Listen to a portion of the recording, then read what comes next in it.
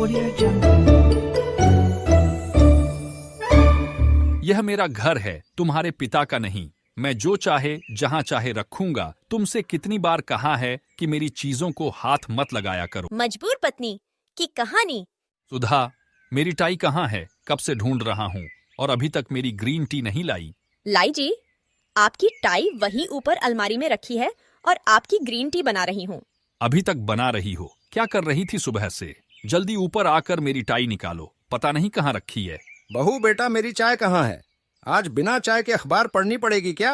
अभी लाई पिताजी। यह है सुधा, जिसका घर का काम रोज सुबह सुबह किसी लड़ाई के मैदान से कम नहीं होता। शांति जी की तबीयत जब से ज्यादा खराब रहने लगी, तब से घर की सारी जिम्मेदारियां सुधा के ऊपर आ गईं। बच्चा भी अभी छोटा, सिर्फ 1 साल का है, तो उसकी देखभाल, घर के सारे काम, शांति जी की देखभाल, समय पर दवाइयाँ, समय पर खाना और यहाँ तक कि बाजार से सामान लाने की जिम्मेदारी भी सुधा की ही है। बहू, दूध का बर्तन देना तो जरा। दूध वाला आया है, मैं ले लेती हूँ। अरे माँ, आप क्यों उठकर आई? मैं जा ही रही थी लेने। आप चलिए कमरे में आराम करिए, मैं ले लूंगी।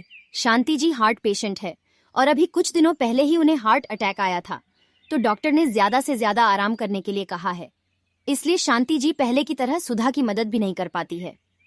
सुधा जब सुनील से शादी करके आई तो शांति जी से हमेशा डरी डरी रहती थी, लेकिन शांति जी के हंसमुख और सौम्य स्वभाव के कारण बहू का सास के प्रति डर खत्म हो गया और उसकी जगह प्रेम और मित्रता ने ले ली। सुधा और शांति जी सास बहू कम और सहेलियां ज्यादा लगती थीं। माँ, आप बस बंटी को थोड़ी देर संभाल लीजिए, मैं सब देख लूंगी। सुधा ने बच्चा शांति जी को देते हुए कहा और फिर भाग भाग कर सारे काम खत्म किए। सुनील ऑफिस, पिताजी टहलने और अपने मित्रों से मिलने चले गए। सुधा अपनी चाय का कप लेकर शांति जी के कमरे में आ गई। माँ, बंटी सो गया क्या? हाँ बेटा, बंटी सो गया। बैठो तुम मेरे पास इधर, और ये सिर्फ चाय क्यों? तुम्हारा नाश्ता कहाँ है? माँ, अभी कुछ खाने का मन नहीं है। सुन बेटा, शरीर को मशीन मत बना, थोड़ा खुद को भी 2 पल का समय दे। क्योंकि सबके पीछे इतना दौड़ती है, सब छोटे बच्चे थोड़े ही हैं, अपना काम खुद कर सकते हैं।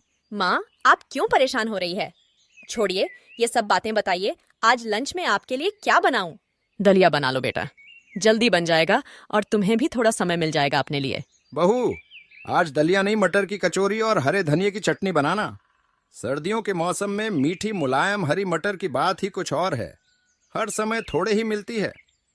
मैं तो ये बेस्वाद दलिया नहीं खाऊंगा। कोई बात नहीं पिताजी, आज आपको बेस्वाद दलिया नहीं, हरा मटर की कचौरी और तीखी मीठी दोनों चटनी के साथ मिलेगी। कहकर सुधा रसोई में चली जाती है। आपको भी हर वक्त 56 भोग ही चाहिए। अगर दलिया खा लेंगे तो क्या हो जाएगा? कभी सोचा है बहू बेचारी कैसे सब संभाल रही है? आप और आपका बेटा तो खुद से अपना काम भी नहीं करते, वह भी सुधा बहू को ही करने पड़ते हैं। उस बच्ची को तो अपने लिए समय ही कब मिलता है? मेरी तबीयत खराब होने से मेरी भी जिम्मेदारी उस पर आ गई है। कब समझेंगे आप लोग? शांति जी हीरालाल जी से बात कर रही थी कि उन्हें अचानक किसी के गुस्से में चीखने की आवाज आई। हीरालाल जी बोले, यह तो सुनील की आवाज है, लेकिन सुनील इस वक्त घर पर, और ये इस तरह से किससे बात कर रहा है? सुनील बहुत बुरी तरह से सुधा पर चिल्ला रहा था। सुधा बस रोए जा रही थी और बोल रही थी, मुझे नहीं पता, मैंने आपकी फाइल को हाथ तक नहीं लगाया। लेकिन सुनील कुछ सुनने को तैयार ही नहीं था और गुस्से में न जाने क्या क्या बोले जा रहा था।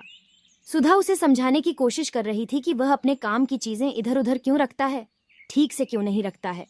इस बात से सुनील का गुस्सा और भी ज्यादा हो गया और चिल्लाते हुए बोला, यह मेरा घर है, तुम्हारे पिता का नहीं। मैं जो चाहे जहाँ चाहे रखूंगा। तुमसे कितनी बार कहा है कि मेरी चीजों को हाथ मत लगाया करो। यह मेरा घर है, तुम्हारे पिता का नहीं। मैं जो चाहे जहाँ चाहे रखूंगा। तुमसे कितनी बार कहा है कि मेरी चीजों को हाथ मत लगाया करो। सही कहा बेटा, औरतों का तो कोई घर ही नहीं होता है। शादी के पहले पिता का और भाई का घर होता है, शादी के बाद पति का और बुढ़ापे में बेटे का। लड़कियों को जन्म लेते ही लोग सिखाने लगते हैं कि तुमको तो किसी और के घर जाना है, ये घर तुम्हारा अपना नहीं है, तुम तो किसी और की अमानत हो। शादी के बाद किसी अनजान को अपना मान लेना और उसकी पसंद के हिसाब से रहना। उसके पसंद के कपड़े, उसकी पसंद का खाना सब अपना लेती है। सोती जागती भी किसी और के हिसाब से ही है।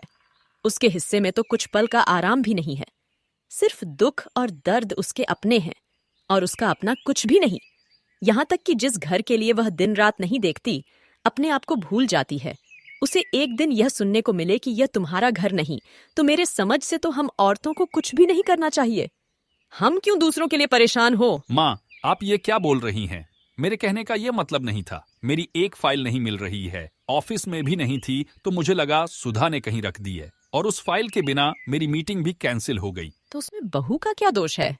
तुम्हारी माँ सही कह रही है। बोलने से पहले सोच लिया करो किससे क्या बोलना है। बहू सुबह से ही घर के कामों में लग जाती है।